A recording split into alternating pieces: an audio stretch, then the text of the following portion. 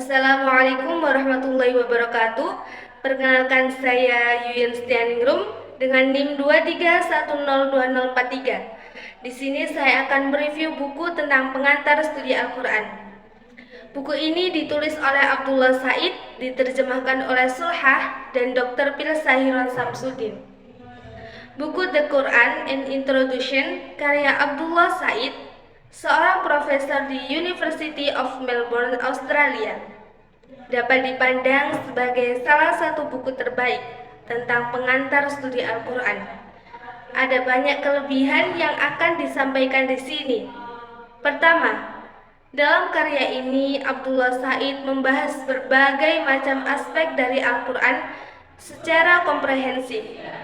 Buku yang memuat 12 bab ini dimulai dengan pembahasan tentang konteks historis pewahyuan Al-Quran dan diakhiri dengan pembahasan tentang penafsiran Al-Quran pada masa modern dan kontemporer. Di antara keduanya itu terdapat pembahasan-pembahasan mengenai konsep wahyu, Al-Quran sebagai kitab suci, tema-tema utamanya, resepsi sosial terhadapnya, kajian orientalis tentangnya, sejarah penerjemahannya, hubungannya dengan kitab-kitab suci lainnya, etika hukum, prinsip pokok penafsirannya, dan ragam pendekatan eksegetik yang ada selama ini.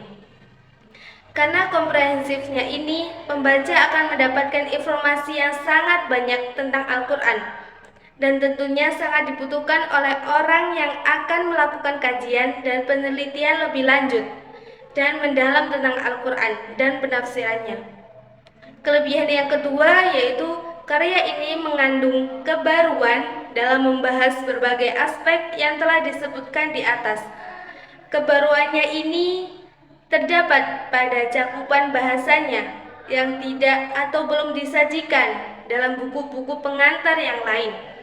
Sebagai contoh, pemikiran-pemikiran baru tentang Al-Quran dan tafsir, seperti yang dikemukakan oleh Fazlur Rahman, Muhammad Sahrur, Muhammad Arkaun, Aminah Wadud, dan Khalid Abu El-Fadl, dikemukakan di sini meskipun secara garis besar saja.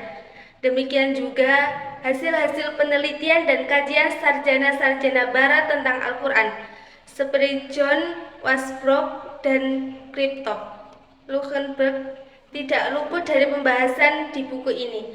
Meskipun tidak semua peneliti Muslim dan Barat kontemporer disebutkan, namun penyebutan dan pemaparan sebagian saja telah bisa memberikan informasi yang sangat berarti bagi para pembaca, peminat, dan peneliti dalam studi Al-Quran. Kelebihan yang ketiga yaitu sebagaimana dalam karya-karyanya yang lain, Abdullah Said mampu menyajikan pembahasan dengan ungkapan-ungkapan yang sangat lugas dan jelas, sehingga para pembaca mudah memahaminya. Pada bab pertama yaitu tentang Al-Quran dalam konteksnya. Dalam bab ini akan dibahas tentang pertama, konteks sosial, lingkungan, dan politik Arab pada zaman Nabi. Yang kedua, bagaimana pesan Al-Quran diterima di dalam dan mencerminkan konteks tersebut. Yang ketiga, bagaimana Al-Quran berkaitan dengan praktek-praktek dan norma-norma budaya Arab pada abad ke-7. Yang keempat, jenis bahasa yang digunakan oleh Al-Quran untuk mengungkapkan pesan etika dan cara penafsiran pesan semacam ini dipengaruhi oleh budaya yang berlaku. Dan yang kelima, perkembangan awal berbagai arus pemikiran yang mempengaruhi pergaulan Muslim dengan Al-Quran. Beberapa poin penting yang telah kita bahas dalam bab ini. Yang pertama yaitu pesan-pesan dari Al-Quran tertanam dalam konteks spesifik abad ke-7 Arab dan disampaikan melalui bahasa dan simbolisme yang dapat dipahami oleh audien pertama. Yang kedua, banyak unsur budaya pra-Islam dan budaya masyarakat yang tidak ditolak seluruhnya oleh Al-Quran, tetapi diterima dalam bentuk yang dimodifikasi. Yang ketiga, banyak ajaran-ajaran Nabi secara sosial bersifat progresif pada waktu itu. Yang keempat, beberapa referensi Al-Quran mengenai perempuan tampak diskriminatif sekarang ini, tapi harus dibaca dalam konteks Al-Quran seluruhnya dan budaya, serta norma-norma sosial saat wahyu tersebut diturunkan.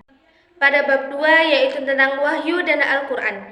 Dalam bab ini akan dibahas tentang yang pertama, perbedaan antara konsep wahyu dalam Islam, Kristen, dan Yudaisme. Yang kedua, 3 jenis wahyu yang disebutkan dalam Al-Quran, sehingga umat Islam percaya bahwa Allah menggunakan wahyu untuk berbicara kepada manusia. Yang ketiga, catatan wahyu Islam pertama kepada Nabi Muhammad. Dan yang keempat, kerangka untuk pemahaman yang lebih luas dari wahyu Al-Quran yang memperhitungkan aspek sosio-historis. Beberapa poin penting yang dibahas pada bab ini, yaitu yang pertama, umat Islam percaya bahwa Allah menurunkan Al-Quran dalam bahasa Arab melalui malaikat Jibril kepada Nabi Muhammad. Yang kedua, umat Islam percaya bahwa Nabi mentransmisikan Al-Quran kata demi kata kepada pengikutnya dan bahwa Al-Quran masih dalam bentuk aslinya hingga saat ini. Yang ketiga, aspek yang paling penting dari wahyu bagi umat Islam adalah kandungan linguistiknya daripada pengalaman pewahyuan Nabi semata. Yang keempat, pengalaman membaca Al-Quran memiliki makna spiritual bagi umat Islam karena hal ini diyakini sebagai bentuk komunikasi dengan Allah. Yang kelima, isu signifikan yang diperdebatkan oleh para teolog muslim adalah apakah Al-Quran makhluk atau bukan makhluk. Yang keenam, dalam mencoba memahami Al-Quran, kita perlu memperhitungkan keyakinan umat Islam bahwa Al-Quran adalah firman Allah dan mempertimbangkan konteks sosiohistoris dan bagaimana Al-Quran ditafsirkan setelah wafatnya Nabi. Pada bab 3 akan dijelaskan tentang Al-Quran sebagai kitab. Dalam bab ini akan dibahas tentang bagaimana cara Al-Quran disusun. Yang kedua, beberapa pandangan umat Islam dan sarjana barat tentang penyusunan Al-Quran sebagai teks tertulis. Yang ketiga, perkembangan naskah Al-Quran. Yang keempat, pemahaman umat Islam tentang Al-Quran yang tidak bisa ditiru. Dan yang kelima, teks-teks penting lain dalam tradisi Islam. Beberapa poin penting yang dibahas pada bab ini, yaitu yang pertama, kata Al-Quran yang berarti pembacaan atau membaca. Yang kedua, menurut sumber-sumber Islam, naskah lengkap Al-Quran dikompilasi 25 tahun setelah wafatnya Nabi. Yang ketiga, salinan asli Al-Quran tidak memiliki tanda huruf vokal.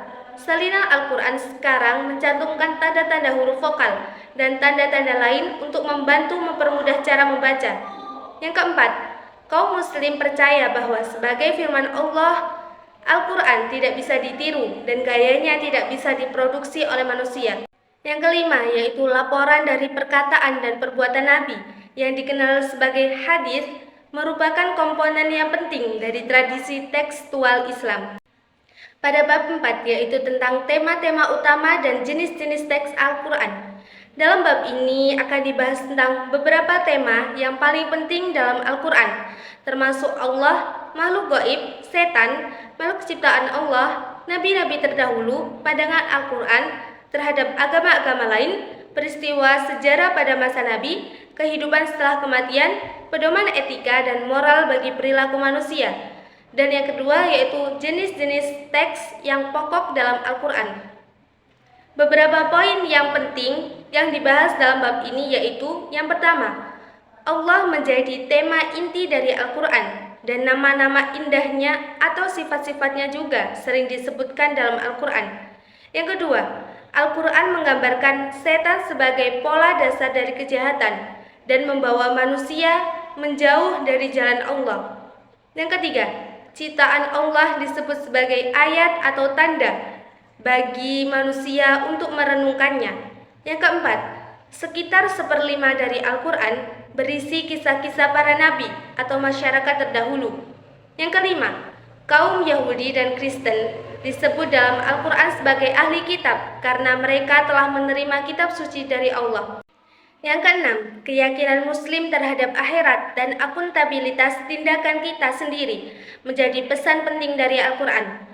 Yang ketujuh, Al-Quran mengandung sejumlah anjuran etis diantaranya bahwa umat Islam harus mengambil jalan tengah dalam hidup dengan menghindari ekstremisme.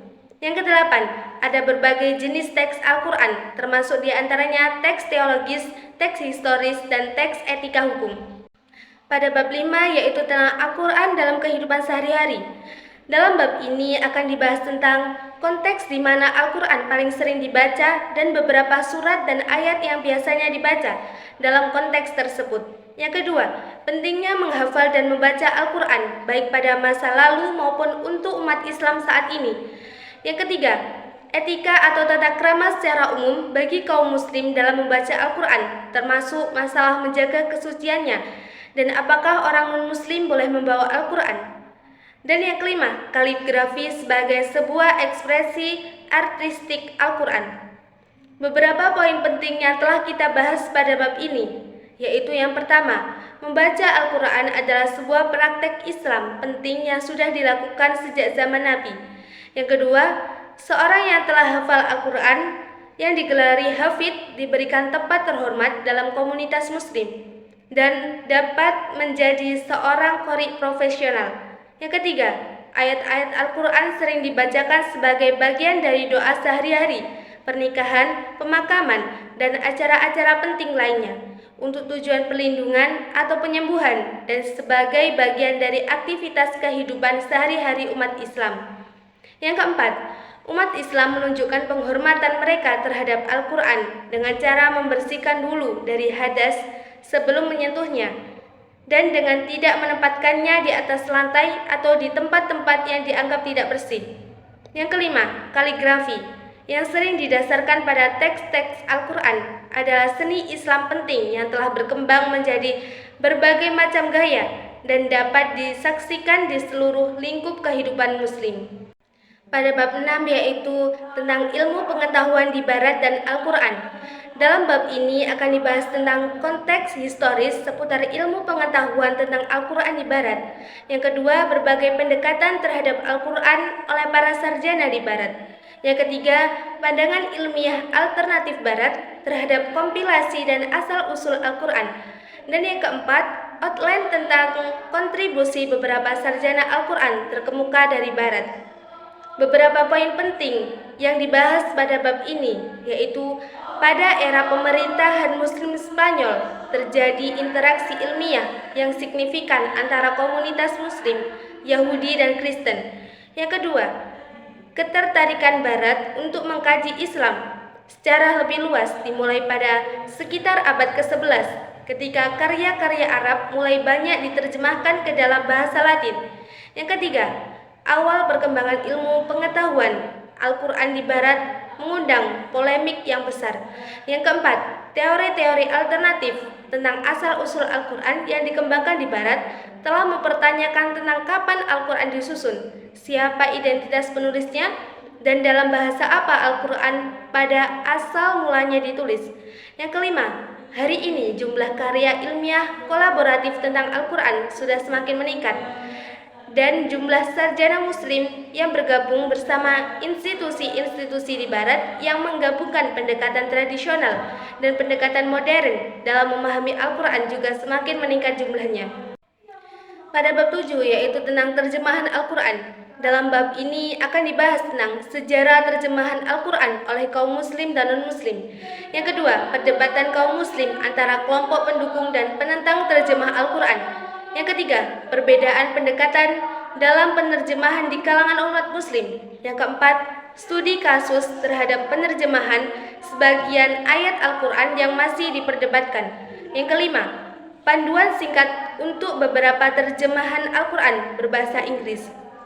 Beberapa poin penting yang dibahas pada bab ini yaitu yang pertama, sejak permulaan Islam, kaum muslim telah mengakui adanya kebutuhan untuk terjemahkan Al-Quran ke dalam bahasa selain Arab. Meskipun terkesan antipati dalam beberapa kasus, seperti dalam praktik sholat. Yang kedua, kaum muslim tidak menganggap terjemahan Al-Quran setara dengan Al-Quran itu sendiri, namun menganggapnya sebagai terjemahan dari makna Al-Quran. Yang ketiga, alasan untuk hal ini mencakup ketidakmungkinan untuk meniru gaya asli Al-Quran, kekayaan bahasa Arab, keberadaan istilah tertentu yang tidak bisa diterjemahkan ke dalam bahasa lain, dan fakta bahwa terjemahan tidak pernah bisa benar-benar tepat atau netral. Yang kelima, Terjemahan Al-Quran non-Muslim pertama yang cukup penting dimulai pada abad ke-12 Masehi dan hingga akhir-akhir ini secara relatif muncul terjemahan yang bernuansa polemik. Yang keenam, pada abad ke-20 telah terlihat beberapa terjemahan yang cukup akurat oleh sarjana Barat maupun umat Islam sendiri. Dan sekarang ada ratusan terjemahan berbeda yang tersedia di lebih dari 65 bahasa. Ada berbagai terjemahan Al-Quran yang umum tersedia dalam bahasa Inggris dan beberapa di antaranya telah diuraikan di sini. Pada bab 8 yaitu tentang Al-Quran dan kitab suci lain. Dalam bab ini akan dibahas tentang yang pertama, ketegangan antara pemahaman standar kaum muslim terhadap kitab suci dan beberapa teks terkait yang disinggung dalam Al-Quran. Yang kedua, pandangan Al-Quran terhadap kitab suci umat Yahudi dan Kristen. Yang ketiga, perbedaan interpretasi tentang konsep distorsi yang ada dalam Al-Quran. Yang keempat, keterikatan sarjana muslim dengan sumber-sumber Yahudi dan Kristen. Dan yang kelima, beberapa pandangan modern tentang kitab suci Yahudi dan Kristen. Beberapa poin penting yang telah didiskusikan pada bab ini yaitu yang pertama, keyakinan terhadap kitab suci Yahudi dan Nasrani, khususnya Taurat dan Injil, merupakan satu dari 6 pilar agama Islam. Dan para pengikut kitab suci itu disebut dengan ahli kitab. Yang kedua, pemahaman kaum muslim terhadap konsep distorsi, berkisar tentang distorsi pada bagian kata-kata, distorsi verbal, tentang makna teks atau penyembunyian teks yang disengaja. Yang keempat, pada masa awal Islam, rujukan terhadap sumber-sumber Yahudi dan Nasrani sangat umum terjadi di kalangan ulama, meski pada periode selanjutnya menjadi termarginalkan. Yang kelima, pandangan kaum muslim terhadap kitab suci saat ini berkisar dari keyakinan bahwa kitab tersebut secara keseluruhan tidak lagi otentik, hingga keyakinan yang mengatakan bahwa semua kitab suci masih dijaga oleh Tuhan. Pada bab 9 yaitu tentang beberapa ajaran etika hukum. Dalam bab ini akan dibahas tentang yang pertama, hubungan antara kitab suci dan hukum keagamaan. Yang kedua, cara-cara di mana ajaran etika hukum Al-Quran dapat dikategorisasikan. Yang ketiga, konsep nasakh dan hubungannya dengan penyesuaian teks Al-Quran.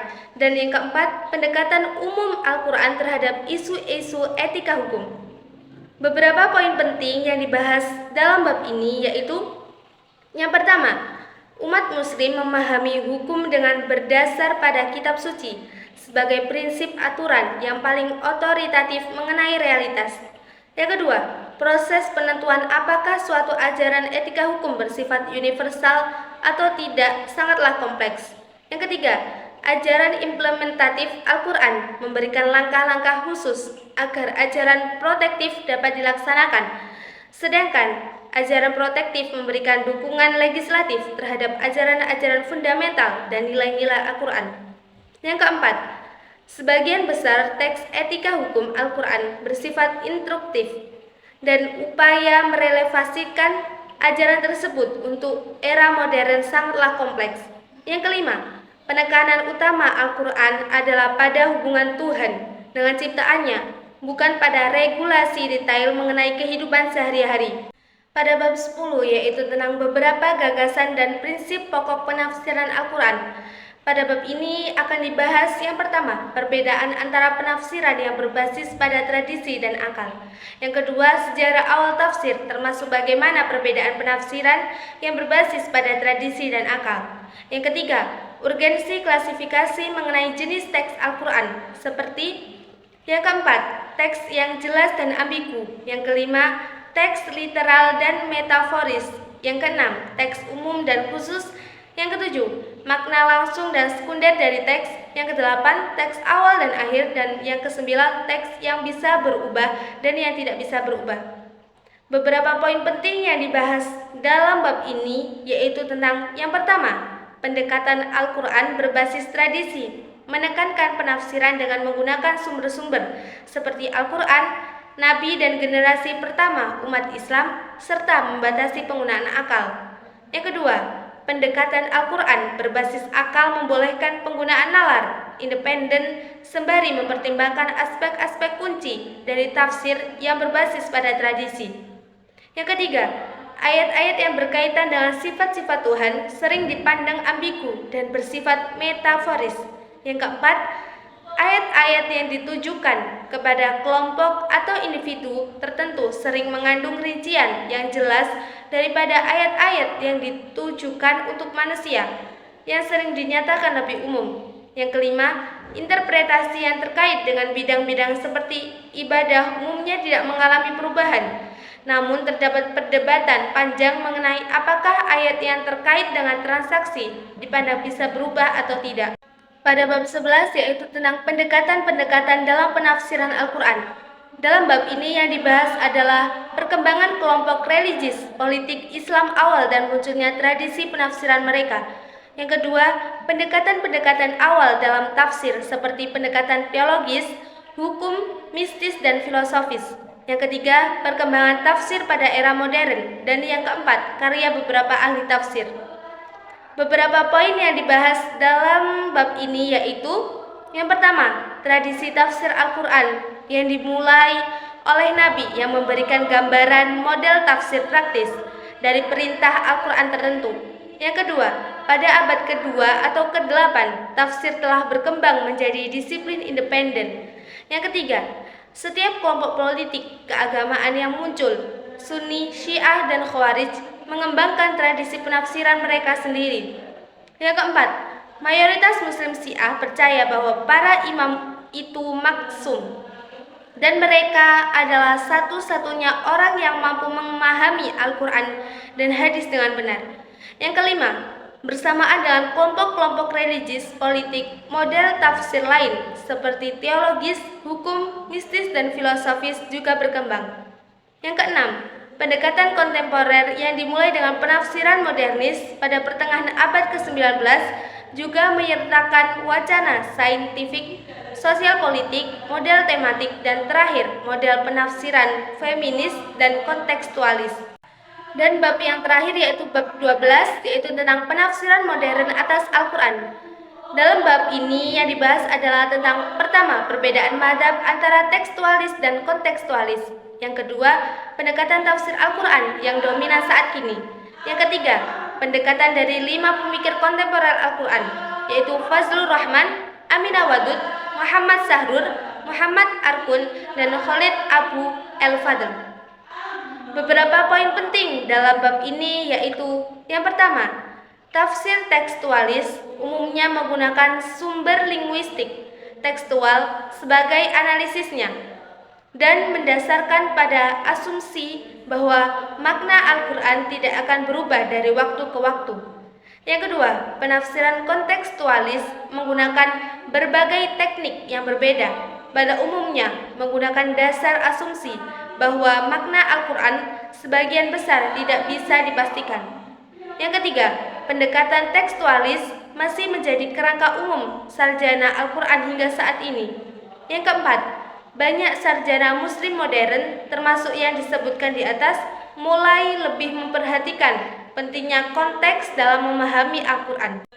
Kekurangan dari buku ini yaitu pemberian warna yang kurang untuk cover buku, sehingga minat orang untuk membacanya itu kurang. Sekian dari saya, kurang lebihnya saya mohon maaf. Wassalamualaikum warahmatullahi wabarakatuh.